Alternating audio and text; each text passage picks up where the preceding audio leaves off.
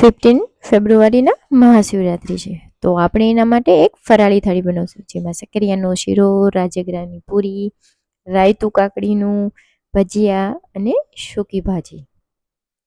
તો આ બધું આપણે બનાવશું. તો હવે આપણે રેસીપીની શરૂઆત કરીએ. અહીંયા સૌથી પહેલાં આપણે બટેકાને બોઇલ કરી લઈશું.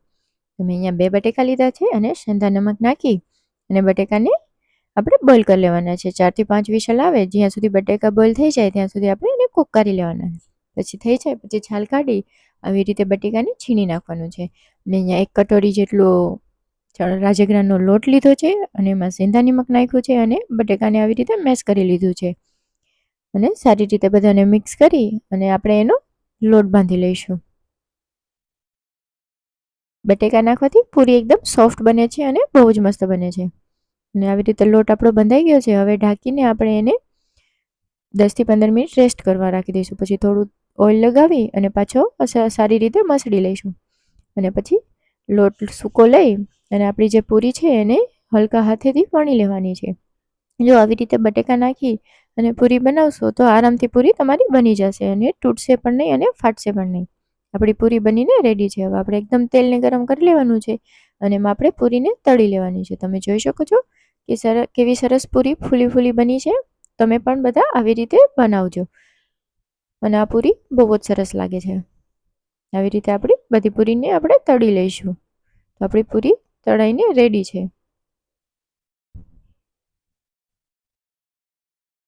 હવે એને સાઈડમાં રાખી દઈશું અને અહીંયા આપણે સકરિયાને બાફી લઈશું. મેં 3 જેટલા સકરિયા લીધા છે અને એને 5 થી 7 વિસલ આવે ત્યાં સુધી એને કૂક કરી લેવાના છે.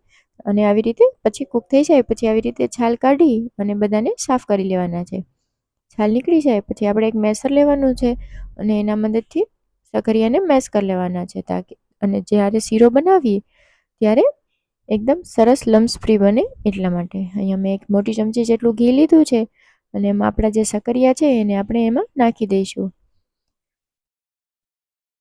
અને સારી રીતે મિક્સ કરતું જવાનું છે. મીડિયમ ટુ લો ફ્લેમ ઉપર જ એને શેકવાનું છે. અહીંયા 5 થી 7 મિનિટ સુધી એને શેકવાનું છે. તમે જોઈ શકો છો કે આવી રીતનું થઈ જાય ત્યાં સુધી આપણે એને શેકવાનું છે. પછી મેં અહીંયા અડધી કટોરી જેટલી એમાં ખાંડ નાખી અને પાછું સારી રીતે મિક્સ કરી લેવાનું છે. આવી રીતે સકરિયાનો શીરો બનાવશો તો બહુ જ મસ્ત બનશે અને શિવરાત્રિના દિવસે સકરિયાને જમવા જ જોઈએ. પછી અહીંયા ફ્લેવર માટે એલચી પાવડર લીધો છે અને કેસરવાળું થોડું દૂધ લીધું છે અને બધાને સારી રીતે મિક્સ કરી દેવાનું છે. અમારા ઘરે તો આ જ રેસીપી બને છે શિવરાત્રિના દિવસે. તમારા ઘરે કઈ બને છે મને કમેન્ટમાં જરૂર કહેજો. તો હવે આપણો શીરો બનીને રેડી છે. ઉપરથી ડ્રાયફ્રૂટ્સથી સારું કરી દઈશું, ડેકોરેશન કરી દઈશું. અને હવે અહીંયા બનાવી લઈશું સૂકી ભાજી. મેં અહીંયા ઓઇલ લઈ લીધું છે એને જીરાથી વઘાર કરી લઈશું અને વઘાર આવી જાય પછી એમાં કડી પત્તા નાખી દઈશું અને પછી એમાં ટમેટા નાખી દઈશું સુધારેલા. પછી તીખા મરચાં નાખી દઈશું અને બધાને સારી રીતે મિક્સ કરી લઈશું.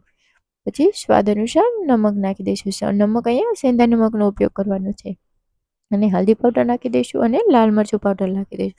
અમે તો લોકો ફરાળમાં લાલ મરચું પાવડર અને હલ્દી પાવડર જમીએ છીએ. તમે લોકો જમો છો કે નહીં મને જરૂર કમેન્ટમાં. પછી આપણા જે બાફેલા બટેકા હતા એને અહીંયા હું એડ કરી દઈશ. ને અહીંયા મોટા મોટા 3 થી 4 બટેકા લીધા હતા અને સારી રીતે મિક્સ કરી લઈશું. પછી ઉપરથી લીંબુને નીચવી દઈશું અને પછી થોડી ખાંડ નાખી દઈશું, જેનાથી સ્વાદ બહુ જ સરસ આવે છે. અને બધાને સારી રીતે મિક્સ કરી લઈશું અને ધનિયાથી ગાર્નિશ કરી દઈશું. તો રેડી છે આપણી સૂકી ભાજી અને આ બહુ જ સરસ લાગે છે પૂરી સાથે. તમે પણ બધા જરૂરથી જરૂર ટ્રાય કરજો. હવે આપણે ભજીયા બનાવી લઈશું. એક જ વિડીયોમાં ઘણું બધું બનાવવાનું છે. અને બટેકાને આવી રીતે છીણી લેવાનું છે અને મેં અહીંયા 1 ચમચો મોટો જેટલો રાજગરાનો લોટ લીધો છે. મીઠું સ્વાદ અનુસાર, હળદર, લાલ મરચું પાવડર, તીખા મરચાં, જીરું અને કોથમીર નાખી અને આપણે સારી રીતે બધાને મિક્સ કરી લઈશું. જોઈતું પ્રમાણમાં પાણી ઉમેરતું જવાનું છે અને એનું બેટરને બનાવી લેવાનું છે. આ ભજીયા બહુ જ સરસ લાગે છે. ગ્રીન ચટણી સાથે તો બહુ જ સરસ લાગે છે. અને જો આવી રીતની થાળી બનાવશો તો બધા ખુશ થઈ જશે અને બધા પણ વ્રત કરશે. અને એકદમ તેલ ગરમ કરી અને આપણા ભજીયાને તળી લેવાના છે.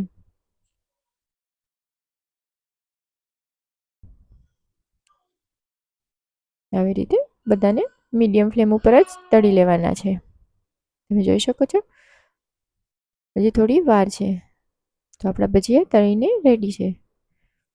જો વિડીયો પસંદ આવે તો લાઇક અને શેર કરવાનું પ્લીઝ ન ભૂલતા, અને જો નવા હોય તો ચેનલને સબસ્ક્રાઈબ જરૂર કરજો. આવા નવા વિડીયો જોવા માટે ચેનલને સબસ્ક્રાઈબ જરૂર કરજો. તો હવે આપણે બનાવીશું રાયતું.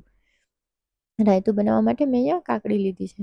કાકડીને આવી રીતે છાલ નીકાળી લઈશું. અને આ રાયતું બહુ જ મસ્ત લાગે છે.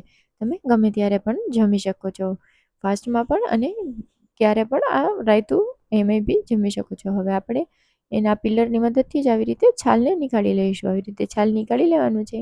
અને મેં અહીંયા 2 ચમચા જેટલું દહીં લીધું છે, અને એને આપણે ફેટી લઈશું વિસ્કરની મદદથી. અને પછી આપણી જે કાકડી હતી એને નાખી દઈશું, સેંધા નમક નાખી દઈશું, શેકેલા જીરુંનો પાવડર નાખી દઈશું, અને કોથમીર નાખી દઈશું, અને બધાને સારી રીતે મિક્સ કરી લઈશું.